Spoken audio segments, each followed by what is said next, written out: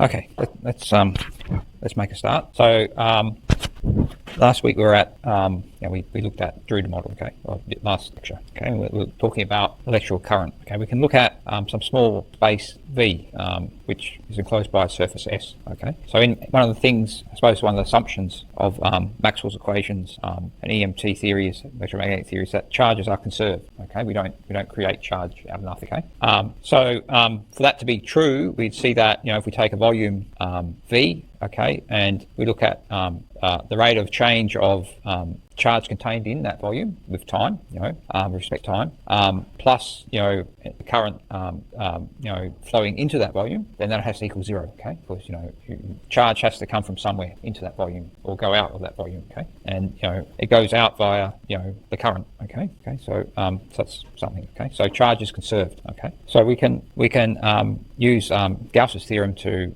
replace this surface integral by a volume integral, right? Okay, and at a point, okay, at a particular point in space, we could say that the rho dt, where rho is the charge density, plus the divergence of J has to equal zero. Okay, so charge continuity equation. Now, if we look at steady state, particularly DC, then we know that the rho dt equals zero, right? Okay, and then that implies that the divergence of J has to equal zero at all points, right? So what does that correspond to in our circuit theory course?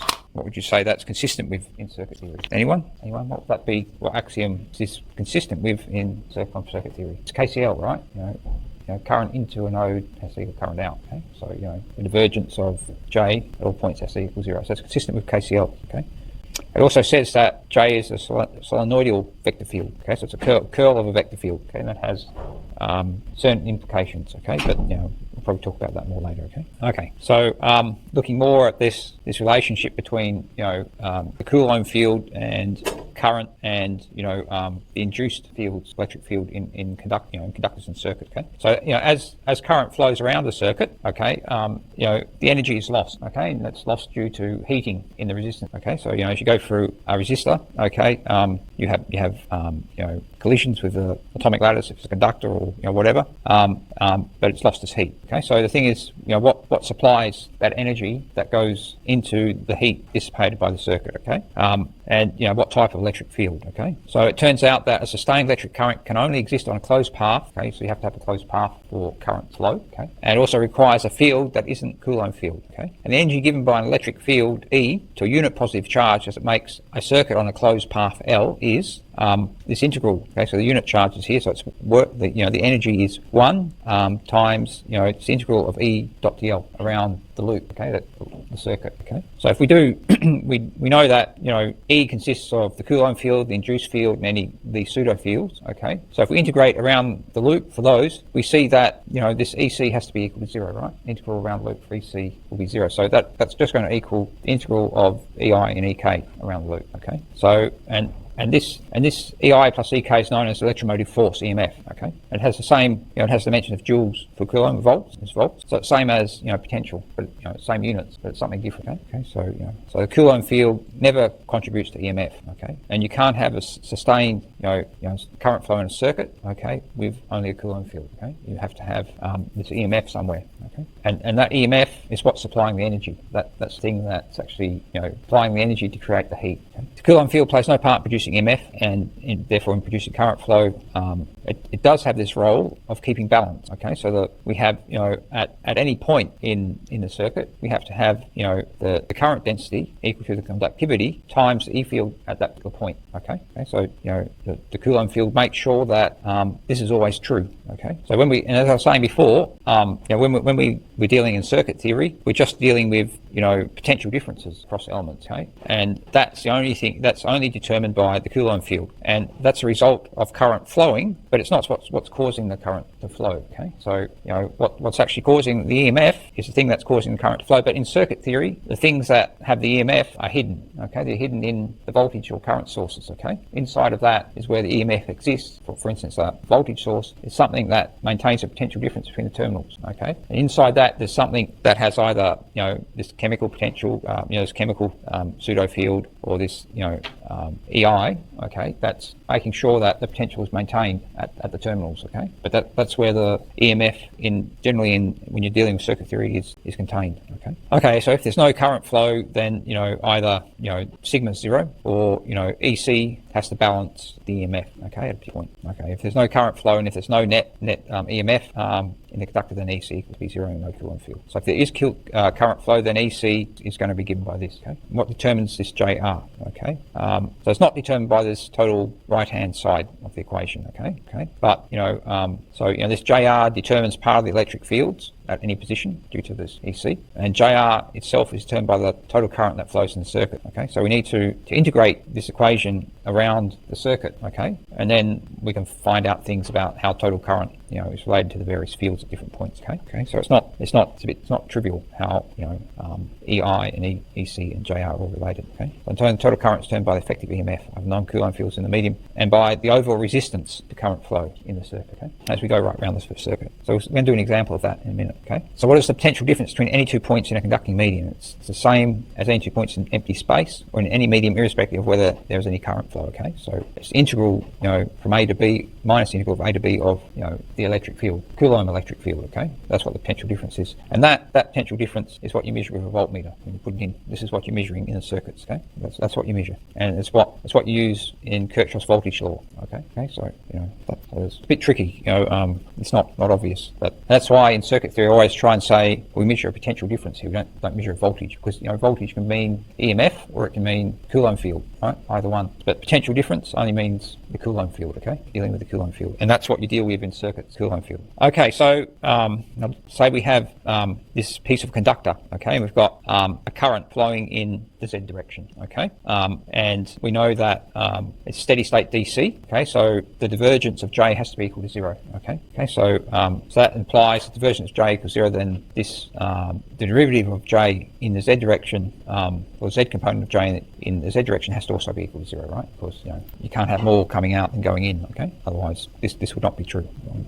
We have the gradient. We have the gradient, but we don't have the divergence here. But anyway, if you work that out, that would be true, right? Okay, so if we take a contour somewhere in this conductor A, B, C to D, right? Taking a little box, okay, and point A is given by XA, YA, ZA, and point B is given by XB, YB, ZA, okay, and then point C is given by XB, YB, ZA minus delta, coming down a little bit in the Z direction, and then we're going back across to here, and this is point D, and then we go back up delta to point A again. Okay, so if we don't have any EI in the conductor region of this closed loop A, B, C, D, okay, then it turns out that we know that EC around that loop has to be 0, right? Okay, and then and that has to equal JR on sigma minus EI times R dot DL, okay, because that comes from here. We're assuming that EK is also not in there, okay. That has to equal 0, right, because the integral around EC dot DL has to equal 0, okay. So we can look at what this is, okay. And if EI is 0, then it's just the integral of J on sigma around that little loop, okay. And because J, we've got the current flowing in the Z direction only, okay. As we go the DL from A to B, that's not going to integrate. And then we've got EI equals 0. That's not going to integrate anything, contribute to the integration, right? Because it's going at right angles to the current flow, okay.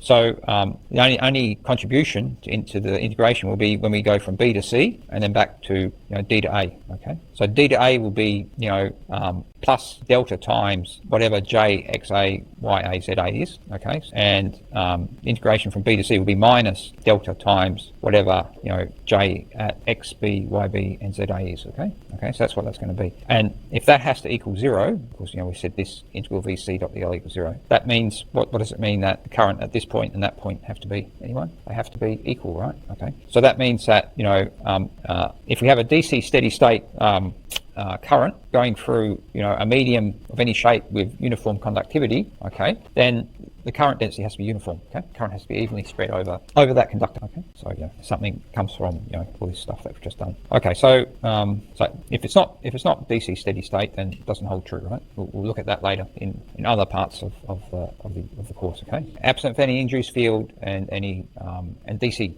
steady state, okay? And absent of induced field, okay? So generally in circuit theory, as I said, if you're dealing with circuit theory, most of most of the time you're only dealing with the you have a voltage source that drives the whole circuit. That's the voltage source is where EI exists somewhere in there. So that's the thing that's giving energy to the circuit, right? That's the thing that's pushing the electrons around. But all the wires that you connect all the little bits and pieces like resistors and transistors and up to, they typically won't have any EI in them, right? Because they're not related to a power supply. They don't have any varying magnetic fields related to them, right? Perhaps if you have a transformer, then there is something there, but that's a little bit different, right? But but that's encapsulated in a component as well, right? Okay, for the bits of wire and resistors and capacitors and all that, then you're not dealing with EI. Of course, the EMF is contained within the power supply that you're using to drive the circuit. Okay, so here's an example where it's a good example where the EMF and the other fields are all mixed together. Okay, so we've got a ring, and it's divided into 3 sections. Okay, and we've got a current I going through that ring. Okay, and we've got these segments. Okay, we've got segment CD and DE. Okay, and we have it has radius B, and there's also the angle phi. Okay, in the coordinate system to try and describe it, and tangential at any point is on that ring is the A phi unit direction. Okay, and R1, R2, and so that's R1 there. This is R2. Sorry, it's R3, and this is R2 here, right? Okay. Okay, so we need to, and each of these segments of the ring are made up of different materials. Okay, so have different conductivities, right? And it's made up of a wire which has uniform cross section of alpha, right? So alpha is the cross sectional area. Okay, but different materials. So you have sigma 1, sigma 2, and sigma 3. So these resistances could be different because you have different materials making up the wire. And then we say that underneath that we have another ring which has a time varying current. Okay, and the current's increasing in time. Okay, and we'll see in when we do further electromagnetism, when we do the magnetostatics and that, we'll see that actually creates and it will creates a B field which increases in time. Okay, and that increasing B field, the rate of change of the B field induces an EMF. Okay, in the circuit. Okay, so that EMF creates a current of 1 amp. Okay, so I equals 1 amp. There's 1 amp flowing around. Okay, so it says the ring has a steady current I equals 1 amp, while there's a steadily rising current in another parallel plane coaxial ring. Okay, so it turns out that when we do that, we can create a steady current in this one. Okay, because it creates a steady EMF. Okay, we assume that all 3 segments, the current density is constant over the crosswire because we just said that because it's DC. Okay, and directed along A phi because that's how the ring's going around. Okay, and we have this field created by IT so that the induced electric field in the ring is also along A phi on the plane character ring and fixed magnitude. So what that says is that this EI equals Ka phi direction all over the ring, so it's constant. Okay, we don't know what it is, but it's constant. But it causes, in this case, 1 amp current flow around the ring. Okay, it says we've got to determine the potential differences phi CD, phi DE, and phi EC. Okay, so we know that at any point J equals sigma times plus EI bar, right? Okay, at any point in the circuit, right? Because that's what we don't have EK, so this has to be true. Okay, so now we can integrate both sides of this. Okay, so if we go around the loop, okay, we go J on sigma DL, and that's going to equal if we divide that side by side, then it's going to be integral around the loop EC dot DL plus integral around the loop EI dot DL. Okay, so what will this one be? What's that going to be? What's that integral going to be? Should be 0, right? So it's actually going to be 0. Okay. So let's have a look at what this integral is going to be. Okay. So this we could break it into segments, right? We could say it's C to D J on sigma 1 DL plus D to E J on sigma 2 DL plus E to C on J sigma 3 DL. Okay, and we know that so first of all we know DL will be B times A phi unit direction. Okay, times it's going to be B times D phi in the phi directions. That's what a little bit of path along the ring is going to be. Okay, DL will be B times D phi in the A phi direction. Okay, is that clear? So if you take a little bit of this is DL. Okay, if we relate that to D phi, then this is a little bit of D phi here. Okay, then DL will be magnitude will be B times D phi. Okay, and it's going to be in the A phi direction. Okay, tangential. Okay, is that clear? Okay, we also know that I, well, J will be I divided by alpha, right? Because the total current is just the integral of J over the area. Since it's DC steady state, no, it's uniform. Okay, so J will be equal to I divided by alpha. Okay, so we can convert this integral here, and it's going to be let's say we divide it in sections of 3, so it's going to be say 0 to 2 pi on 3, because that's 2 pi is going around the circle. I on alpha sigma 1, okay, times B d phi on A phi, right? Okay, and we know J is, and so I, or if I is a vector, J is in this A phi direction, okay, because it's going around the loop. Okay? It has to be in the A phi direction. Okay, sorry. Oh, sorry. Okay, so J's going in the A phi direction, and so is I, because it's going around the loop. It's following the wire. So we can do that integral. Okay, it's just going to be 2 pi on 3 times B on alpha sigma 1 times I, right? Okay, and what does that look like? That that's basically the piece of wire from segment C to D stretched out, right? It's how long the length is going from C to D. Okay, and divided by the length divided by the cross sectional area divided by the conductivity, right? So if you had a piece of wire with a conductivity and it was this length and that cross sectional area, and you want to find the resistance of it, it would just be the length divided by the cross sectional area divided by the conductivity, or times the resistivity, which is 1 on sigma. Okay. So this is just, we could label this R1, okay? It's the resistance of that piece of wire, okay? So that's R1. So the whole thing goes to so this one goes to that whole integral here, that goes to R1I, okay? And this one similarly goes to R2I, okay? You can write them all out, and this one plus R3I, okay? And that has to equal the EMF, because remember we know that we said that around the loop, right? Where do we say? Somewhere back here. I think we just said it. The integral around the loop is not electromotive force. I think we said, did we say it was right around the loop? But maybe the total EMF, okay, around the loop, okay, around the loop. Okay, so that's the integral of the EMF around the loop. Okay, so we know, so we had the equals. Okay, so we had, here we go. So we know R1 equals 1, R2 equals 5, and R3 equals 15. So we know that 21I equals the EMF. And we know I is 1 amp. Okay, so it implies that EMF equals 21 volts. Okay, 21 volts. And we know it's evenly distributed right through the circuit, because the fields that are causing, it's actually magnetic fields cause that EMF, and they're uniform over due to the symmetry, it's uniform over the whole ring. Okay. So we need to find potential difference between C and D. Okay, so that is equal to integral of minus C to D of EC of R DL. Okay, that's what that's going to be. Okay, and we know that we can rearrange this, so we know that EC of R equals J, we can put it here, right, equals integral C to D of J on sigma minus EI dot DL. Okay, that's what that is. Okay, we can right, yep, okay. Yeah, so, okay, so, well, first of all, I has to be uniform, right? Can't, because, in a circuit with just one path, the current has to be uniform, because current has to go somewhere. So the current at this point has to be the same as current at that point, because it's only one bit of wire. But that's a good point. I mean, I understand what you're saying. You should realise that that's good realisation that you set up, that current has to be uniform, through the whole loop. So that's why, like, I suppose, we say back here that, what the total current is termed by the effective EMF, the non-Coulomb fields in the medium, and by the overall resistance of the current flow, okay? Because you can have a little bit of resistance at one point, it's going to restrict current flow, but the current flow affects everything, That's right. So that, and probably what will happen is that around that little bit of resistance, you'll get a high build-up of potential. Right? Okay. So there's only one path for the current to go. It can't go. It's got to just can't disappear. Right? Okay. It can't disappear. The what? No, the current density should be uniform. So in this ring, it's a DC current. Right? Okay. No.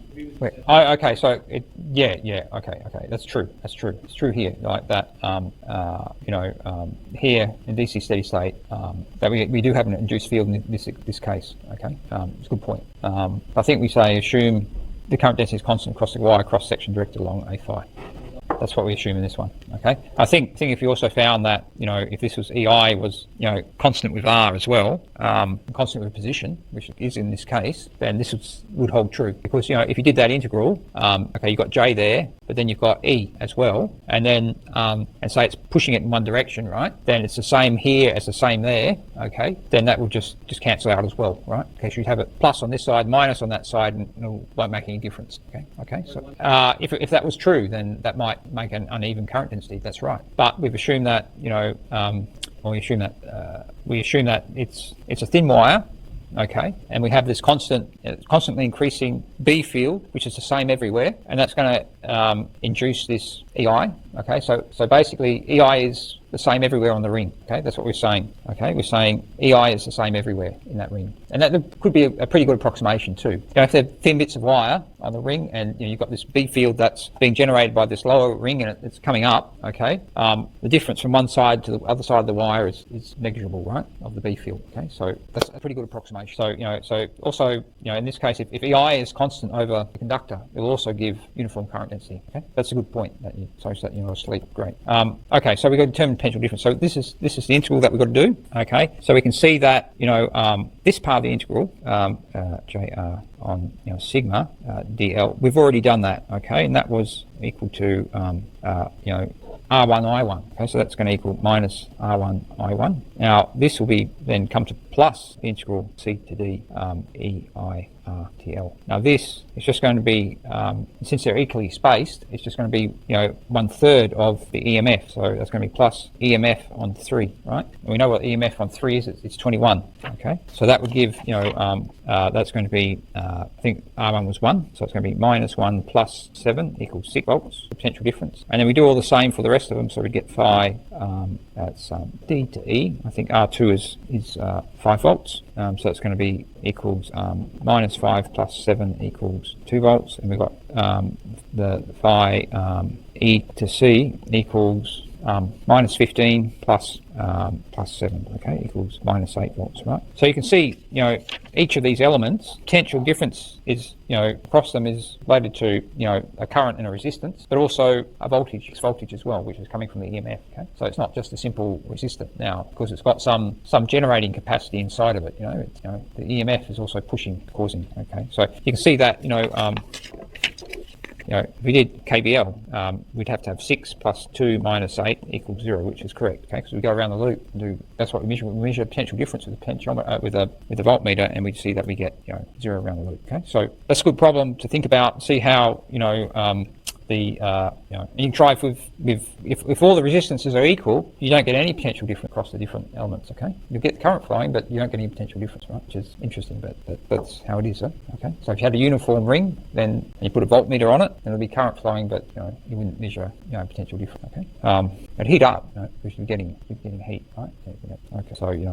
Okay, so another example is a resistor as well. We'll probably just leave that for the moment. Okay, so that's electrostatics. Might make just a quick start on magnetostatics. Okay, so we've done all that. So this one we're going to look at magnetism, right? And Ampere's law and properties of magnetic fields, and also look at boundary conditions for magnetic fields as well. Okay, then we'll move on to Maxwell's equations later. Okay, so it's based on magnetostatics based on some experiments that as Faraday and Ampere carried out in the beginning of I think the 18th century or something like that, 19th century, sorry. Okay, so circuits carrying electrical currents exert forces on each other. Okay, and circuits carrying electrical currents exert forces on experiences forces from charged particles that move with respect to them. Okay, so the motion can be translational or spinning. We're just going to look at translational motion. Okay, so that we're just looking at basically in this course currents. Charges moving in a wire. Okay, in a direction, not spinning or anything. So the action is said to be magnetic or mediated by the magnetic field. Okay, so remember, the force, we had these forces in electrostatics. We said, well, we're going to create this thing called the electrostatic field. Okay, EC. Same thing here. We create something called a magnetic field to explain the forces, or to at least be able to help us quantify them. The common factors: electrical charge and motion. Okay, so I think these are what experiments that Ampere did. He said, he had two parallel wires that carry current in the same direction experience a force of attraction to each other, okay? And if we have two parallel wires carrying current in the opposite direction, they repulse each other. And if we have a short wire, current carrying wire orientated perpendicular to the long current carrying wire, it doesn't experience any force. Okay? So that's these experiments that Ampere did. Okay. Now the mathematical expression of those experiments is given by this. Okay. So we can see that if we have a circuit here carrying a current I1, okay, and we have a circuit here carrying a current I2. Now the force that is exerted on this small section of, or the force that's exerted on the whole loop here that carries I2, okay, from loop 1, okay, this current carrying loop I1 is given by these integrals, okay, and you see that it has a double